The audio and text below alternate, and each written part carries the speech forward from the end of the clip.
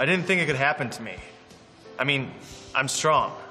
I don't let people take advantage of me, usually. But I've been sexually harassed. It's kind of difficult for me to talk about. No one wants to believe me. But it's been going on for several months now. I've been sexually harassed. I've had 3 different jobs in the past year. And it happens everywhere I work. I've even had coworkers tell me I just have to learn how to deal with it, whatever that means. I've been sexually harassed. I've been sexually harassed. I was sexually harassed. I've been sexually harassed.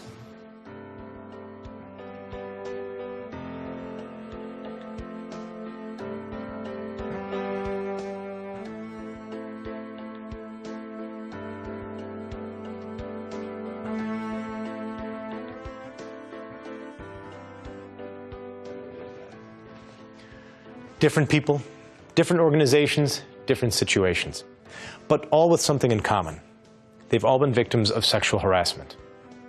In this program, we're going to look at this serious problem. We'll start with why it's important for all of us to understand. We'll define what sexual harassment is, including the 2 types identified by federal law, and how to recognize them. We'll show you what you should do if you're the victim, or if you see it happening to someone else. And we'll talk about how you can avoid crossing the line yourself.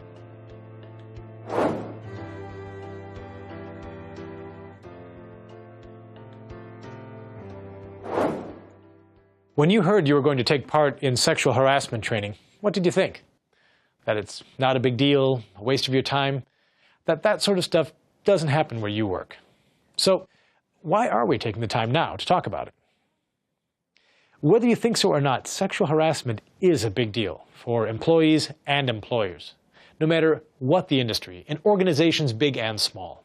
And unfortunately, it's a problem that doesn't appear to be going away. In a national news poll, 1 in 4 women and 1 in 10 men said they had been harassed on the job. And in a study of Fortune 500 companies, almost 90% said they had received complaints of harassment. More than 1/3 of those companies had been sued, and about 1/4 had been sued more than once. And of course, the damage caused by sexual harassment goes well beyond dollars and cents. People who are sexually harassed often experience severe stress and lose their self-esteem. Teams become ineffective. Long-term working relationships can be destroyed because people no longer trust each other or their organization. A sexual harassment incident could be one of the most destructive forces you and your workplace team ever experience. It's clear that prevention is the best approach. Preventing sexual harassment from happening is much better than trying to deal with the effect after it starts. That's why you're taking part in this training right now. Because you can help eliminate sexual harassment in your workplace. It's important to your fellow employees, to your employer, and to you. Sexual harassment is a problem, but it's hard to know exactly how often it happens. Many victims don't tell anyone, or they only talk about it after they can't handle it anymore. Too often the victim is embarrassed, afraid of what others will think, afraid of retaliation, or may simply not know how to deal with the situation. After viewing this program, you should know how to identify what sexual harassment is and what to do if you see it happening, or if it happens to you.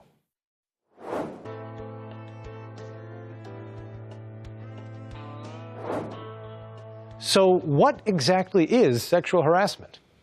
Touching? Offensive comments? Is it when a boss pressures an employee for sex? The answer is, it can be all of these, and more. Under federal law, sexual harassment is identified as discrimination. The federal agency in charge of dealing with claims of discrimination is the U.S. Equal Employment Opportunity Commission, commonly known as the EEOC. According to the EEOC, sexual harassment is defined as unwelcome conduct of a sexual nature. This includes any unwelcome sexual advances, requests for sexual favors, or conduct of a sexual nature, whether physical, verbal, or nonverbal. Sexual harassment is prohibited not only under federal law, but also under most state laws. many employers also have their own written policies. When we hear the words sexual harassment, most people think it means a man harassing a woman. However, sexual harassment can happen to anyone, and harassers can be anyone: supervisors, coworkers, even non-employees such as vendors, contractors, or customers. For example, if an electrician hired to rewire your office building makes inappropriate comments to an employee, that employee could file charges against your organization, even though the offender is not an employee. Sexual harassment can take many forms. It can occur face-to-face, over the phone, via email or text messages, on social media, or even when someone posts inappropriate jokes or pictures. And the consequences can be severe for the victim, the offender, and for your organization.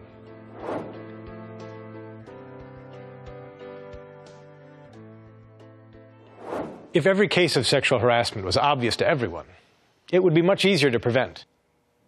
Unfortunately, there are gray areas. It's not always easy to identify what sexual harassment is and what it's not. Federal law recognizes two types of sexual harassment: quid pro quo and hostile environment. Quid pro quo is the type that usually comes to mind first. You might say it's the more straightforward and blatant type of sexual harassment. Quid pro quo is a Latin term that means this for that, or one thing for another. Quid pro quo is when decisions about work, such as hiring, promotions, salary increases, work assignments, or performance evaluations, are based on whether an employee agrees to or rejects sexual favors. What makes it sexual harassment is that the employee is expected to submit to the manager's or supervisor's advances and will pay some sort of price if he or she fails to do so. The action may come in the form of an outright demand, or it may be more subtle. Hey, Adam. Oh, hey. I know you've been asking about getting reassigned to day shift. We might be able to make that happen for you. Really? That'd be cool. Yeah, but it all depends on my recommendation. Well, you know I deserve it. I know you do, but so do several others. And there just aren't enough openings on the day shift for everybody.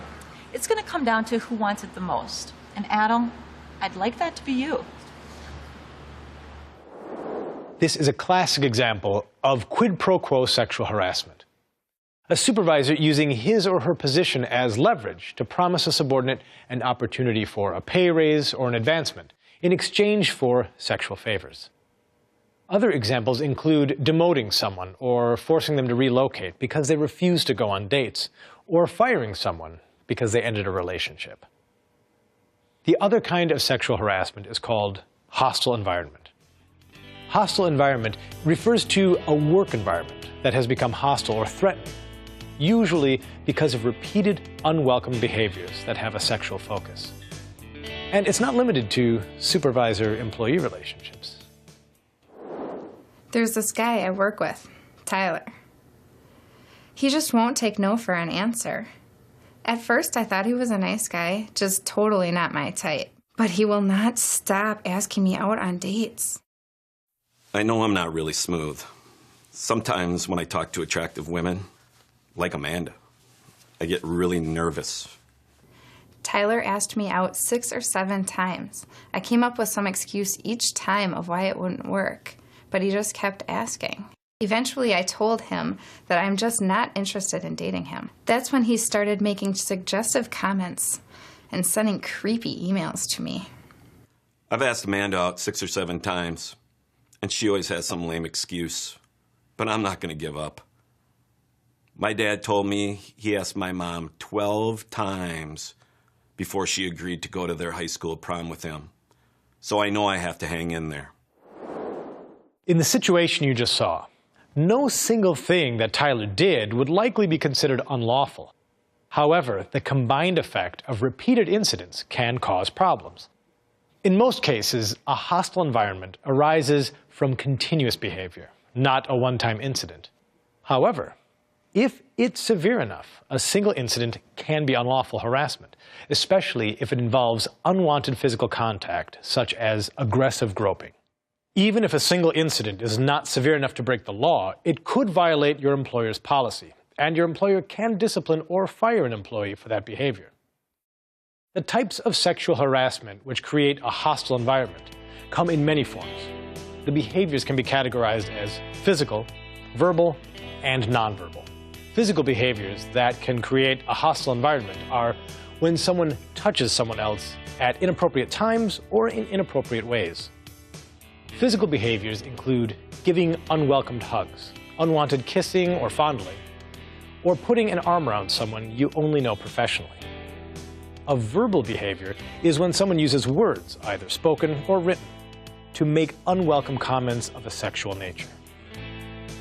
It could be when someone continually tells lewd or sexist jokes at work, makes gender-specific insults or comments, makes unwanted sexual invitations or propositions, uses the phone, text, email, or social media to send sexist jokes, or plays songs with inappropriate lyrics that make coworkers or supervisors uncomfortable. Sometimes there may be no touching or words involved. Here are some nonverbal behaviors that can create a hostile working environment. Repeatedly staring at a coworker's or supervisor's body, making obscene gestures, making suggestive or insulting sounds, blocking someone's path, or posting sexually explicit pictures in a work area or on a computer. By the way, explicit pictures on a computer at work would also be a violation of most organizations' policy on internet and computer use. Some actions may not be unlawful if they're not unwelcome or if they happen only once. It may be okay to pat someone on the back for a job well done. An employee and supervisor going on a date together is not sexual harassment if there's no coercion. And someone making a one-time offhanded lewd comment, it may be uncool, but it's not necessarily unlawful. These behaviors may not break the law, but they could lead to problems. And they may also be prohibited by your employer. You should know that your employer can take action or even fire someone for a one-time incident. The EEOC expects employers to address unwelcome sexual conduct before it becomes severe enough to break the law. And the employer could decide that a single event justifies termination, even if the conduct did not violate the law. For example, if someone keeps patting people on the back after they've been told to stop, or a coworker keeps requesting dates even after being told no, or if someone has a bad habit of making lewd comments, and not just one time. Those are behaviors that may be judged as crossing the line.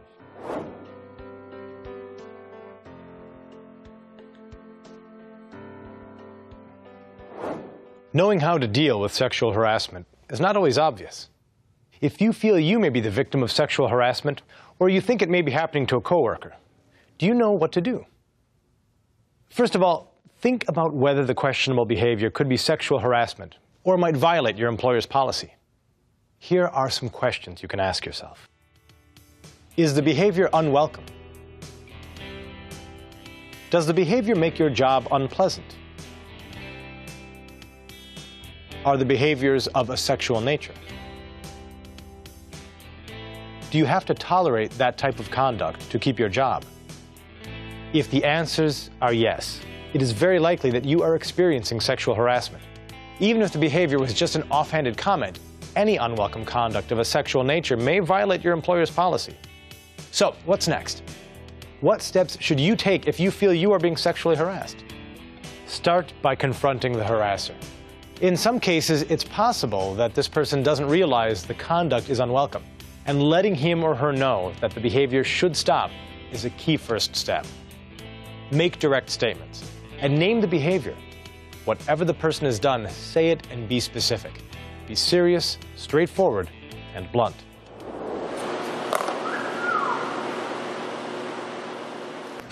Dan, every time I walk by, you leer at me and whistle.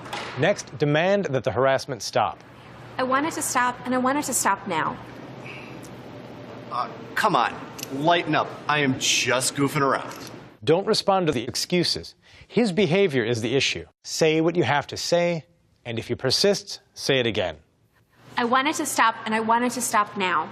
Reinforce your statements with strong body language and eye contact. Head up, shoulders back, and don't smile. Timid body language will weaken your message. Okay, you know what? Get over it. End the interaction on your own terms with a strong closing statement. You heard me. I wanted to stop. I don't appreciate your behavior, and if it continues, I'm going to bring it up to my manager. After confronting the offender, document what happened. Take notes about when and where you spoke to him and what was said. As soon as possible after any unwelcome behavior, start writing down dates, places, and times.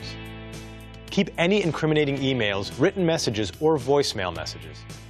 Remember that others may read this written record at some point, so keep it in a safe place. Don't keep the record at work. If there are any witnesses to what happened, identify who they are. If possible, ask your coworkers to write down what they saw or heard, especially if the same thing is happening to them. Follow your workplace policy and report the harassment to your supervisor, your HR department, or someone else designated to handle claims in your organization. You should report the unwelcome conduct, even if you did not confront the offender. When you talk to your organization's representative, meet with that person in a private setting. If the initial contact person does not address the problem, you should have other contacts, such as human resources. Reporting to someone in your organization is an important first step, because your employer can't address the problem if they don't know about it. But if your employer fails to correct the situation, you may need outside legal help. There are 2 federal laws that protect your rights regarding sexual harassment. Title VII of the Civil Rights Act of 1964 and Section 102 and 103 of the Civil Rights Act of 1991. Title VII of the Civil Rights Act of 1964 prohibits discrimination on the basis of race, color, religion, sex, or national origin. And as we talked about earlier, sexual harassment is a form of discrimination on the basis of sex.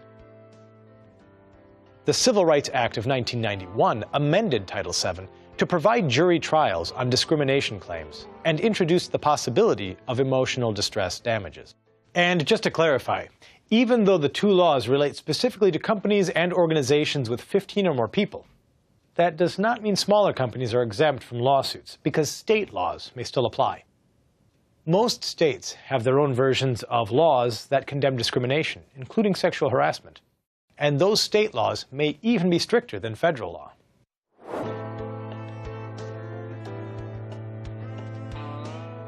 Hopefully, you've never been the victim of sexual harassment. But what if you see it happening to someone else? What do? Ignore it and say it's not my problem? Well, if it's happening in your organization, it may become your problem too. Sexual harassment can have serious consequences, not only for the people involved, but also for the entire organization. If you witness sexual harassment happening to someone else, you should follow your employer's sexual harassment policy. That might mean telling the offender to stop, or it might mean reporting what you witnessed to your supervisor or your HR department. You should keep a record of what you witnessed and what actions you took. As a victim or a witness, you may be afraid to confront someone out of fear of retaliation. But keep in mind that the law is on your side. It's illegal to retaliate against victims and witnesses of sexual harassment. Retaliation can include any conduct taken to get back at the person who complained or who gave witness statements. Your employer's policy may say that any incident, no matter how minor, should be reported. One reason is to help your employer watch for possible retaliation. If you experience or witness retaliation, you should document what happened and report it to your employer as well. Retaliation can be direct, such as through the use of threats or further harassment. Or retaliation can be indirect, such as when coworkers label the person who complained as the true troublemaker and alienate him or her from the team environment. Retaliation can even happen when employers and supervisors try to solve the problem by transferring the victim to another location. This may seem like a good idea at first, but it may also be seen as blaming the victim, so it could be considered a form of retaliation. Whether intended or inadvertent, retaliation is against the law. The bottom line, don't blame the victim. This person needs your support. We've talked about what victims and witnesses should do. But what about when the shoe is on the other foot? What if your behavior comes into question? Even though you may think you're just flirting or kidding around, how do you know when you may be crossing the line? Ask yourself these questions. Would I engage in this behavior if other people were present? Is this something I would want someone else to say or do to me, or to my daughter or son, my spouse, my parent? Would I want my behavior to be made public?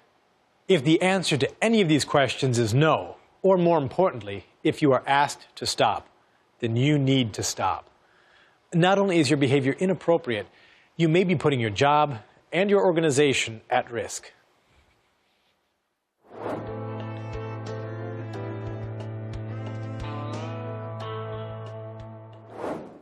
Sexual harassment can be a major problem for organizations, no matter what business they're in or how many employees they may have. A sexual harassment incident can be one of the most destructive forces a victim and a workplace team ever experience. But with the right actions and behaviors, your workplace can be a great environment for everyone. By understanding how to recognize sexual harassment and knowing what actions to take if it does happen, you can make life better for everyone in your organization.